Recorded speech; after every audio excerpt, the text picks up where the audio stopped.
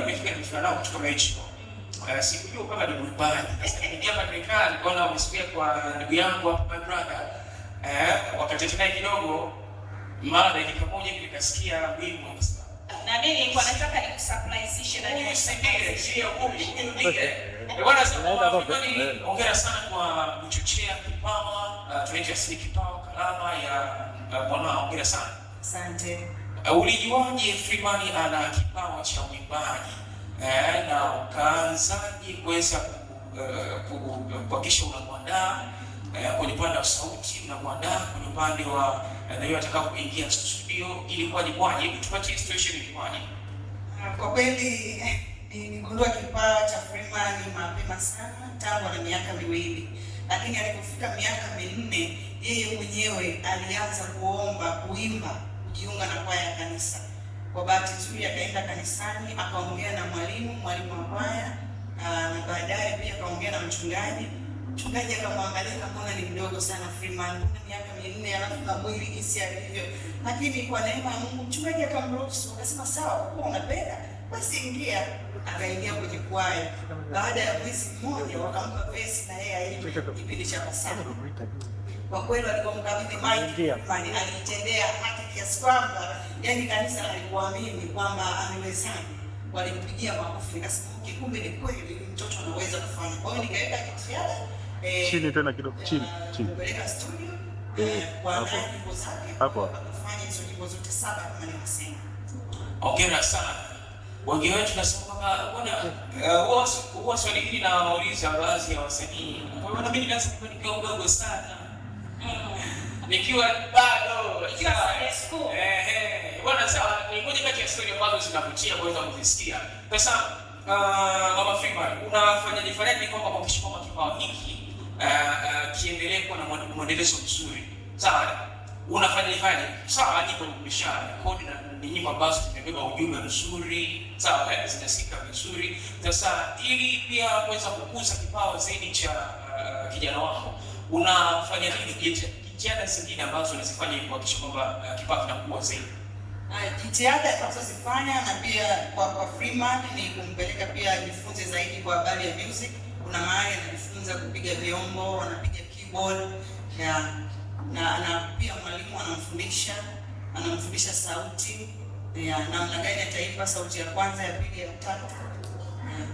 Sawa. Pia mchango wa social media ni kubwa sana kwenye upande wa kukuza huduma ya mwimbaji, huduma ya msanii.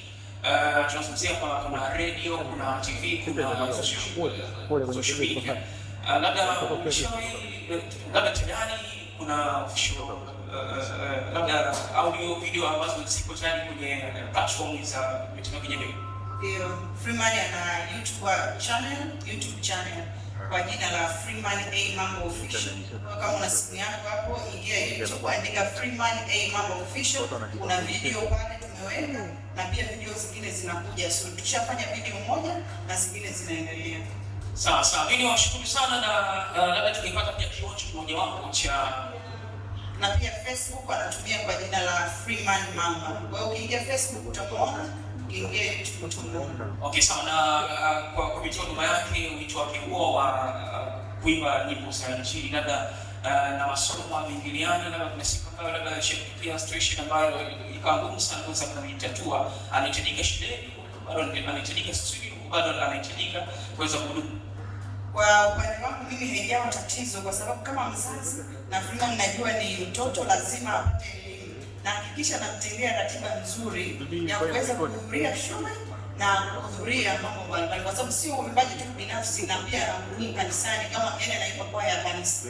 Kwa lazima ahudhurie mazoezi ya kwaya ya kanisa, afanye mazoezi ya nyimbo zake mwenyewe na shuleni pia. Kwa hiyo ratiba inakuwepo na kote anaperform vizuri kabisa. Hongera sana. Jiwe kama hajachoka Mama Freeman. Wa mama jamani, naona kama mmenuna. Basi mshangilie hata kidogo tu mtoto wetu jamani. Tunasikia kigelegele cha mama jamani.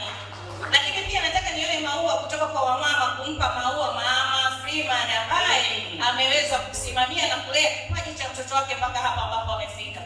Nataka niasikie hayo maua. kabisa, lakini yatakuwa kutosha kabisa. Lakini pia kabla ya kwenda kuwapumzisha kidogo, labda tungepata pia kionjo, kwa sababu pia ilikuwa ni surprise mimi sikutegemea kuweza kukutana na Freeman pamoja na umri wake huu, lakini bado anamtumikia Mungu, bado anafanya kazi ya Mungu. Labda tungepata pia kionjo mmoja wapo cha wao ambao utatubariki kidogo tu. Wimbo unaitwa Yesu Anarudi.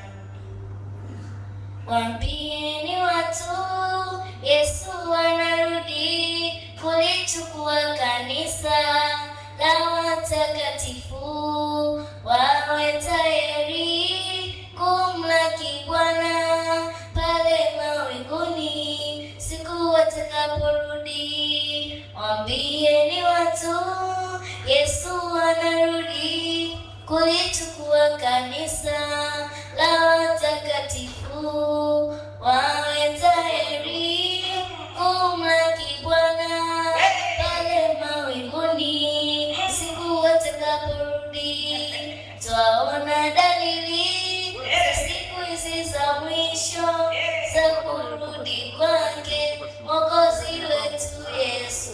Watu kupenda fedha, kujisifu kiburi, usiotii wazazi, usio safi moyoni. Safi sana jamani. Naomba vigelegele wazazi na walezi jamani.